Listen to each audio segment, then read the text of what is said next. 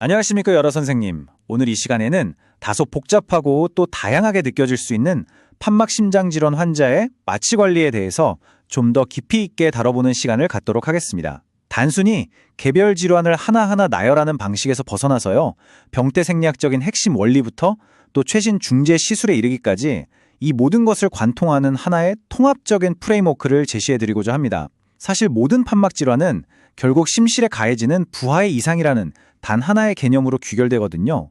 이 근본적인 원리를 우리가 정확히 이해하는 것이야말로 수술실에서 마주하는 모든 혈액학적 위기를 예측하고 또 극복하는 가장 강력한 무기가 될 것이라고 생각합니다.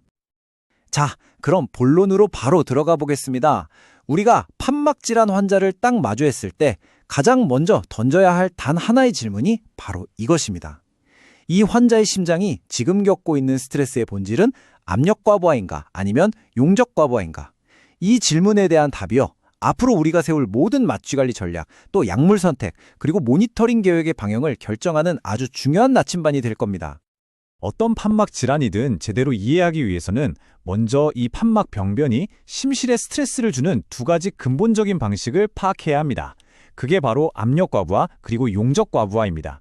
이 두 가지는요, 심장이 이 스트레스에 적응하는 방식 자체를 다르게 만들고 결과적으로 우리가 마취 관리를 통해 달성해야 할 목표를 완전히 정반대로 만들어버립니다. 이 슬라이드가 바로 심장이 스트레스에 어떻게 다르게 적응하는지를 아주 극명하게 보여주고 있습니다. 자, 왼쪽부터 한번 보실까요? 압력과부하, 즉 대동맥 판막 협착증 같은 상황에서는요, 심실이 좁아진 문을 뚫고 혈액을 짜내기 위해 엄청나게 높은 압력을 만들어내야 합니다. 그러면 라플라스의 법칙에 따라서 이 벽 스트레스를 정상화하기 위해 심근세포가 평행하게, 즉 겹겹이 쌓이면서 벽은 두꺼워지고 반대로 내강은 좁아지는 이른바 동심성 비대가 일어납니다. 그 결과 겉보기엔 강력하지만 속은 굉장히 뻣뻣하고 이완 기능이 떨어진 심장이 만들어지는 거죠.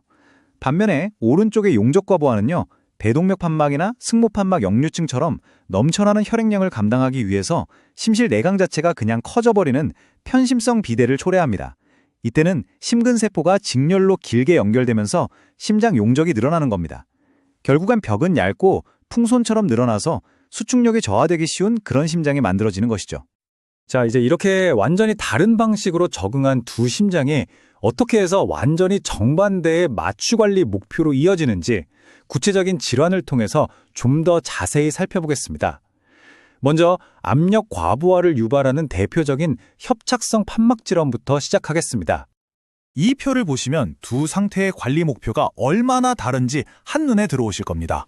먼저 압력 과부하의 대표주자, 대동맥 판막 협착증 AS를 보시죠. 핵심 키워드는 바로 slow, full, and constricted입니다. 심박수는 느리게 분당 50에서 70회 정도로 유지해서 뻣뻣해진 심실이 충분히 채워질 이완기 시간을 확보해줘야 하고요. 전부하는 충분히, 즉 full하게 유지해야 합니다. 그리고 가장 중요한 후부하는 높게, constricted 상태로 유지해서 중요한 관상동맥 관류압을 반드시 보장해야 합니다. 그래서 이런 AS 환자가 비심장 수술을 받을 때 척추 마취처럼 후부하를 급격하게 떨어뜨리는 마취법은 거의 금기나 다름없습니다. 심각한 저혈압과 관상동맥 허열로 바로 이어질 수 있기 때문이죠. 자, 그런데 오른쪽의 용적과부하, 즉 대동맥 판막 역류증 AR을 한번 보십시오. 목표는 완전히 정반대인 fall, fast and forward입니다. 전부하는 높게 유지하지만 후부하는 적극적으로 낮춰서 혈액이 저항이 낮은 대동맥 쪽으로 쉽게, 즉 forward로 흘러가도록 유도해야 합니다. 또 심박수는 빠르게, fast하게 유지해서 역류가 일어나는 이완기 시간을 최소화해야 합니다. 이처럼 후부하와 심박수 관리 전략이 완전히 반대라는 점을 명확하게 인지하는 것이 정말 중요합니다. 대동맥 판막 협착증에서 동리듬 유지가 왜 그토록 중요한가? 바로 이 수저 때문입니다. 뻣뻣해진 좌심실은 심방의 수축, 즉 우리가 에이트리어 킥이라고 부르는 것에 대한 의존도가 극도로 높아져서요, 심실을 채우는데 무려 40%까지 차지하게 됩니다. 이 원리는 또 다른 압력 과부하 질환인 승모판막 협착증 MS에서는 훨씬 더 극적으로 나타납니다. MS는 좌심방과 좌심실 사이에 고정된 저항이 생기는 병이기 때문에 좌심방 압력을 높여서 결국 폐고혈압과 우심실 부전을 유발하게 되죠. 따라서 MS 환자의 마취 목표 역시 심박수를 느리게 유지해서 좌심방에서 좌심실로 혈액이 넘어갈 시간을 충분히 확보하고 전부하를 잘 유지하며 특히 폐혈관 저항을 증가시키는 저산소증, 고탄산혈증, 산증 같은 요인들을 철저하게 피하는 것입니다. 만약에 심방세동이 발생하면 심박출량이 순식간에 50%까지도 감소할 수 있기 때문에 즉각적인 동율동 전환이 반드시 필요합니다. 이제 역류성 병변으로 넘어가 보겠습니다. 특히 승모판막 역류증에서 우리가 임상적으로 흔히 빠지기 쉬운 함정에 대해서 한번 이야기해 보겠습니다. 바로 심초음파 리포트에서 정상으로 보이는 심박출계수, 즉 이젝션 프랙션의 의미를 우리가 과연 어떻게 해석해야 하는가에 대한 문제입니다.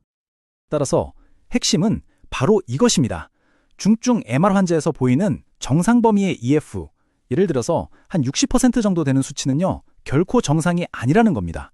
오히려 심각한 심근기능 저하를 교묘하게 감추고 있는 아주 위험한 신호일 수 있다는 거죠.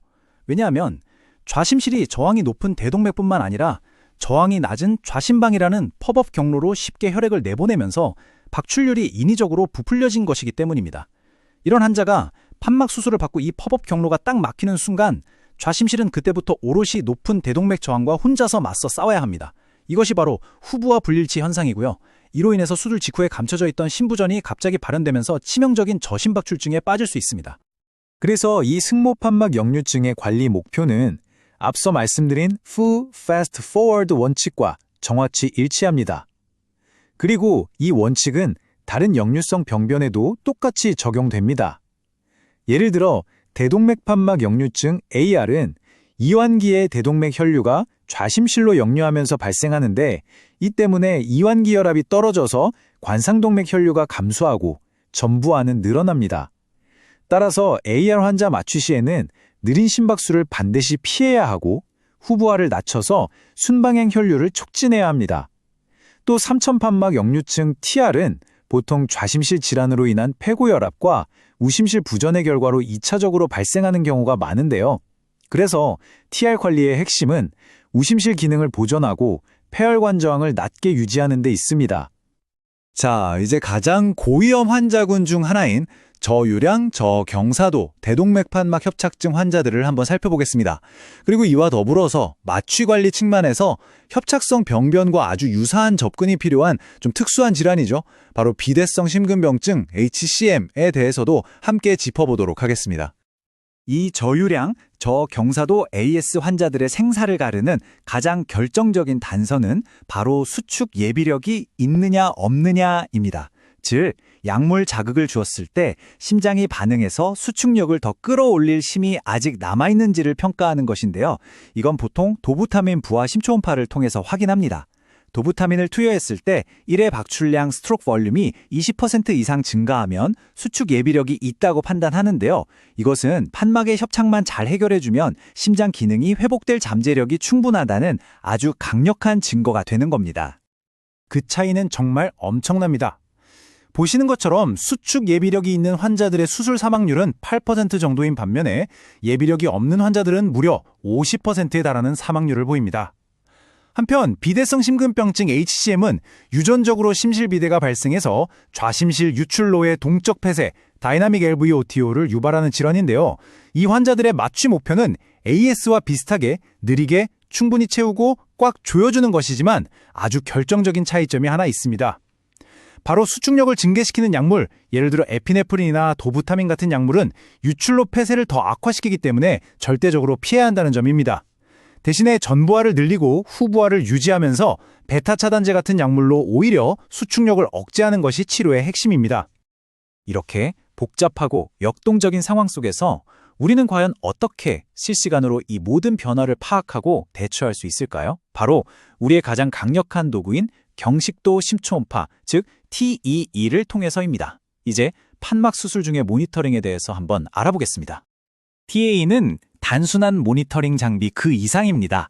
수술 계획 수립 단계부터 최종 평가에 이르기까지 수술의 모든 결정적인 단계에 직접적으로 영향을 미치는 능동적인 유도 시스템이라고 할 수 있죠. 이와 함께 폐동맥 카테터, 즉 PAC와 같은 침습적 혈액학 모니터링도 물론 중요합니다. PAC를 통해서 우리는 심박출량, 중심정맥압, 폐동맥압, 폐동맥 쇠기압 같은 수치들을 연속적으로 측정해서 전부와 후부와 그리고 폐혈관 저항 같은 중요한 변수들을 정량적으로 평가하고 치료에 대한 반응을 실시간으로 확인할 수 있습니다. 이제 판막질환 치료의 패러다임이 어떻게 변하고 있고 또 그 속에서 우리 마취과 의사의 역할이 어떻게 진화하고 있는지 한번 살펴보겠습니다.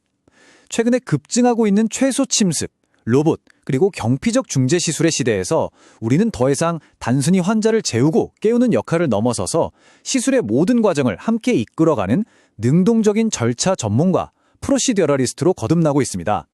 이 뷰는 경피적 대동맥 판막 치환술, 즉 TAV 시술의 고이형 환경을 정말 완벽하게 포착하고 있습니다. 환자는 이미 혈액학적 예비능이 거의 바닥난 상태이고요. 시술 중에 발생하는 작은 변동에도 급격하게 무너질 수 있는 아슬아슬한 상황에 놓여 있습니다. TAV는 주로 전신 마취하에 이루어지지만 최근에는 진종화에 시행하는 경우도 점차 늘고 있습니다. TAV 시술에서 우리 마취과 의사의 역할이 가장 빛을 발하는 순간 중 하나가 바로 이 급속 심실 조율을 관리할 때입니다. 인공 판막을 정확한 위치에 딱 펼치기 위해서 우리는 일시적으로 심장 박동수를 분당 180회, 많게는 200회까지 올려서 심박출량을 거의 제로에 가깝게 만듭니다.